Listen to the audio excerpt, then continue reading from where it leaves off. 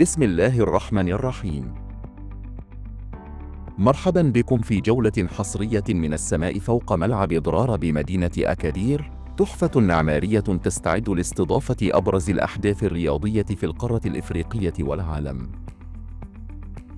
كل أسبوع سننشر فيديو جديدا لمتابعة تطورات هذه الأعمال حتى انتهائها. فلنبدأ الجولة.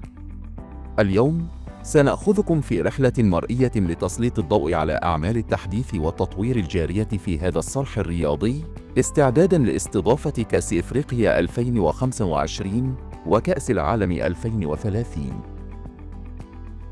تتسارع وتيرة الأعمال في ملعب أدرار مع اقتراب موعد كأس إفريقيا للأمم 2025، حيث تشهد المنشأة تحولاً كبيراً لمواكبة المعايير الدولية. تشمل الأعمال الخارجية توسيع مواقف السيارات لاستيعاب أعداد أكبر من الجمهور، بالإضافة إلى تحسين الملاعب المجاورة المخصصة للتدريبات، حيث يتم تركيب العشب الطبيعي لتوفير بيئة مثالية للفرق المشاركة. كما يتم تعزيز الأسوار الخارجية للملعب لضمان دخول أكثر سلاسة للجمهور والزوار، مما يعكس الاهتمام بتجربة متكاملة لكل من يزور هذا الصرح الرياضي. بداخل الملعب تشهد المنشأة تحسينات كبيرة تشمل تجديد غرف الملابس الرئيسية لتتوافق مع متطلبات الفيفا، سواء لاستضافة كأس إفريقيا 2025 أو كأس العالم 2030. يتم أيضاً إنشاء مساحات مخصصة للشخصيات الهامة والضيوف، بالإضافة إلى مناطق مجهزة بأحدث التقنيات للصحفيين، مما يضمن تغطية إعلامية عالية الجودة.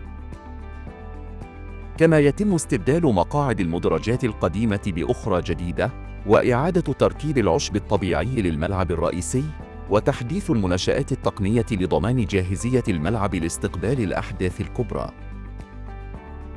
بعد انتهاء كأس إفريقيا 2025 سيبدأ العمل على المرحلة الثانية من التطوير، والتي تهدف إلى تلبية متطلبات الفيفا لاستضافة كأس العالم 2030. تشمل هذه المرحلة تغطية كاملة للمدرجات، وإزالة مضمار لعاب القوى لزيادة سعة الاستيعاب، مما سيقرب الجمهور من أرضية الملعب ويوفر تجربة مشاهدة لا تنسى. هذه التحولات تعكس الرؤية الاستراتيجية للمغرب في تطوير البنية التحتية الرياضية، وترسيخ مكانتها كوجهة رائدة لاستضافة الأحداث العالمية. لا تقتصر أهمية هذه الأعمال على الملعب فحسب، بل تمتد لتشمل تطوير البنية التحتية المحيطة، مما يعزز من مكانة أكادير كمدينة رياضية وثقافية رائدة.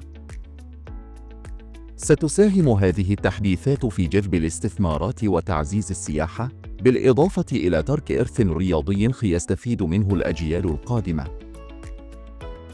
وفي إطار استضافة كأس إفريقيا 2025 سيشهد ملعب أدرار مباريات مثيرة لمجموعة التي تضم كل من مصر، الكاميرون، الغابون، وموزمبيق.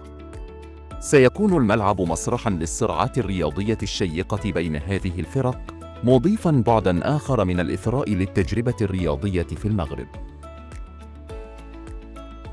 ملعب أدرار، الذي يعد رمزاً للطموح والإبداع في مجال البنية التحتية الرياضية. نشكركم على مشاهدتكم، ولا تنسوا مشاركة هذا الفيديو للتعريف بهذا الصرح الرياضي الذي يستعد لاستقبال العالم في كأس إفريقيا 2025 وكأس العالم 2030. أترككم الآن لتستمتعوا بمشاهدة بقية الفيديو. إلى اللقاء في فيديو آخر، ومع السلامة.